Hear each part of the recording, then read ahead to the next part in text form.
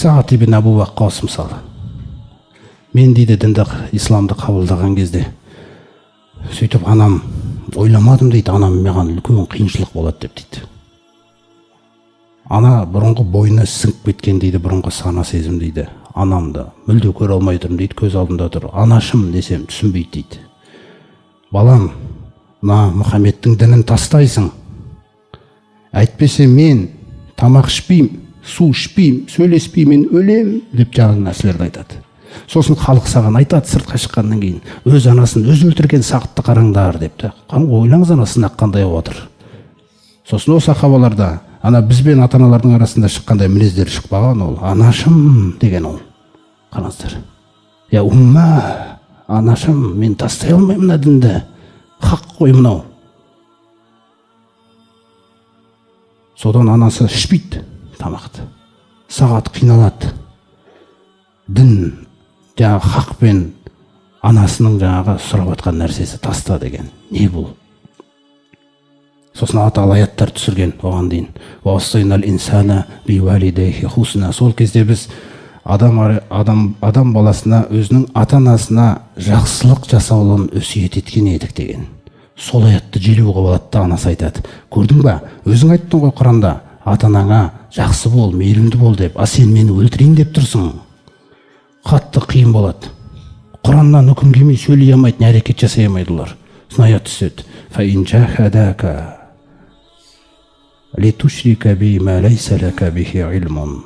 Егер де ата-анаң сені қатты мәжбүрлеп жіберсе, мен рұқсат етпеген нәрсені алып маған серік жасауыңды дейді. Қараңыздар. Фәлә тутихума. Ол екеуіне бойсынба, бұл істе ғана дейді. Сосын ар жағын қараңыз. Уасохибхума фид дуния. Қалған істің бәрінде серік бол дейді оларға, мағруфан, маған ұнайтындай. Қараңыз. Мысалы бүгін біреу, сіз мысалы бір бала біреу намаз бастаса, әкесі арақ ішеді мысалы. Үйінде арақ ішіп жүреді да, мысалы. Сол кезде сізбен мәміле қандай болады? Аталы айтады. Мысалы ол кісі балам араққа барып кешті мүмкін. Әдеттегідей. Соны айтасыз, әке, енді күллі нәрсені айтыңыз маған. Аяғыңызды жуып берейін мен. Массаж жасайын. Не істе десеңіз күллісін істеймін мен, дайынмын. Раббым маған соны серік бол деді сізге. Бірақ мына нәрсені мен істей алмаймын. Өйткені бұл нәрсеге мен сізді қиямайым, сіз менің әкемсіз.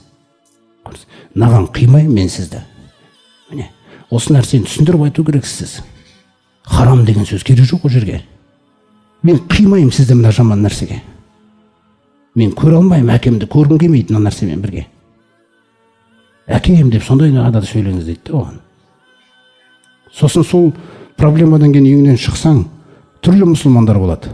Қайсына қарай бар дейді Алла Тағала? Ваттаби сабила ман анаба илайя. Маған жүрегі толық жығылған құлдың қасына бар дейді. Өйткені ол саған дұрыс насихат айтады дейді. Басқасы айтып беруі мүмкін. Сумма илайя маржиукум. Сосын маған қарай ораласыңдар да, ата-анаң түсінбеген нәрсеңді ата-анаңа түсіндіріп беремін дейді Алла Тағала.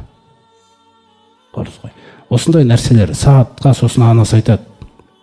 Болды, мен ішпеймін тамақ. Бір күн тамақ ішпейді, су ішпейді. Әлсірейді, сағатқа қиын, нақты ішпейді да. Екінші тәулік анасы су, дәм мүлде ауыз демейді. Әлсіреген анасы. Үшінші тәулікті ішпей қояды. Мүлде әлсіреген. Балам, мен өлем енді, өлем. Міне сен мені өлтіріп атсың деген нәрсе. Сағат барып қайтады. Анашым, мен тастай алмаймын мына дінді. Бұл хақ қой. Мені мен сені жаратқан Алланың діні бұл. Сіздің түсінбей жатқаныңызға мен қайтып мені кінәлайсыз. Сонда айтады, анам, мына ақиқатты тастауға болмайды. Тіпті егерде сіздің 100 жаныңыз болса дейді, біреу бірінен соң шығып атса да, маған тастауға болмайды. Мені сынамаңыз өзіңізбен дейді. Ішіңіз мына тамақты деп қасына қойып, сол жерде Алла Тағала жаңағы сабырлықтан кейін сөйтіп анасы отырады да тамақ жей бастайды. Осылай Алла Тағала шешіп береді. Бірақ проблема, Құрайыштар әр нәрсені пайдаланған. Мұхаммед әке мен баланың арасын бұзып жатыр. Ата мен баланың арасын бұзып жатыр. Құл мен қожайынның арасын бұзды деп мысалы.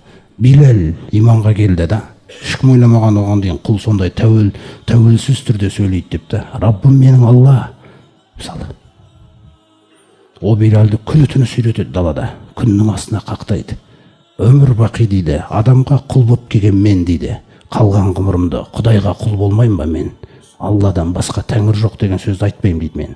Ахадун, не істесеңдер де оны істеңдер менімен деп атқан кезде, сонда иман келтірген ауқаттылар барып, Абу Бакр барып, ақшаға сатып алып, азат етіп, қараңыз бұлардың жүректері қандай болған жәннаттықтардың.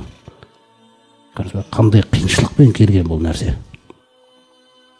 Солтүстік Қазақстанда да кезінде, кеңес үкіметі кезінде шоқындыру саясаттары жүрген кезде тарихшылар біледі, егжей-тегжейлі қандай әрекеттер жасалған, қаншама рубльдер бөлінген, қаншама миссионерлік істер жасалған, қаншама жаңағы дінін шала түсінбеген жаңағы қазақтардың үйіне келіп, христиандар келіп, ақша береміз, қабылдаңдар деп қиналып тұрған сәттерінде тұрған кезде ауқатты мұсылмандар келіп, оны біз байлар деп жек көрінішті көрсетті ғой кезінде. Солар барып артық ақша беріп аманалыққа отқан. Сөйтіп осы күнге дейін солай жеткізіп берген еді олар. Бүгін біз көмектесе алмақта қаншама қазақтар, қаншама ұйғырлар мысалы солардың туын көтеріп жүр қазір. Саны жетеді олардың Қазақстанда. Міне. Сондай нәрселер бар, құрметті жамағат.